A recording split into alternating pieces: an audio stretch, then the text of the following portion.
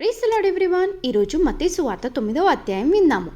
తరువాత ఆయన ధోని ఎక్కి సముద్రం దాటి తన పట్టణంలో ప్రవేశింపగా, ఇదిగో జనులు పక్షవాయువుతో మంచం పట్టి ఉన్న ఒకని ఆయన యొద్దకు తీసుకొని వచ్చిరి. యేసు వారి విశ్వాసంను చూచి, కుమారుడా, ధైర్యంగా ఉండుము, నీ పాపములు క్షమింపబడి ఉన్నవని పక్షవాయువు గల వానితో చెప్పెను. ఇదిగో శాస్త్రుల్లో కొందరు ఇతడు దేవదూషణ చేయుచున్నాడని తమలో తాము అనుకొనగా, యేసు వారి తలంపులు గ్రహించి, మీరెందుకు మీ హృదయములలో దురాలోచనలు చేయుచున్నారు?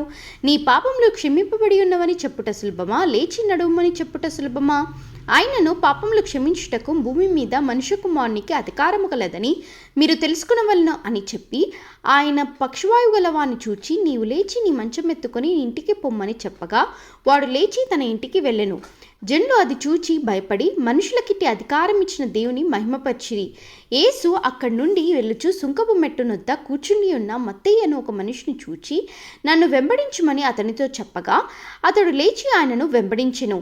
ఇంట్లో భోజనమునకు యేసు కూర్చుని ఉండగా, ఇదిగో సుంకరులను పాపులను అనేకులు వచ్చి ఆయన యొద్దను ఆయన శిష్యుల యొద్దను కూర్చుండిరి.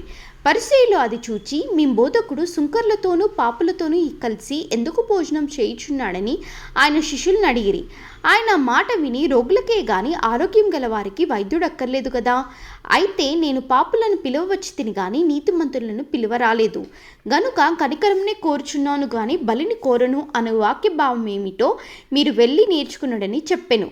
అప్పుడు యోహాను శిష్యులు ఆయన యొద్దకు వచ్చి, పరిశీలన మేమును తరచుగా ఉపవాసం చేయుచున్నాము కానీ నీ శిష్యులు ఉపవాసము చేయరు, దీనికి హేతువేమని ఆయనను అడగగా, యేసు, పెండ్లి కుమారుడు తమతో కూడా ఉండు కాలమున పెండ్లి ఇంటి వారు దుఃఖపడగలరా? పెండ్లి కుమారుడు వారి యొద్ద నుండి కొనిపోబడు దినములు వచ్చును, అప్పుడు వారు ఉపవాసము చేతుడు. ఎవడును పాత బట్టకు కొత్త బట్ట మాసిక వేయడు, వేసిన ఎడల ఆ మాసిక బట్టను వెలితిపరచును, చెరుగు మరి ఎక్కువ అనుకును. మరియు పాత తిత్తుల్లో కృత ద్రాక్షరసం పోయరు, పోసిన ఎడల తిత్తులు పిగిలి ద్రాక్షరసము కారిపోవును, తిత్తులు పాడగును. అయితే క్రొత్త ద్రాక్షరసము కొత్త తిత్తుల్లో పోయుదురు, అప్పుడు ఆ రెండును చెడిపోక ఉండునని చెప్పెను.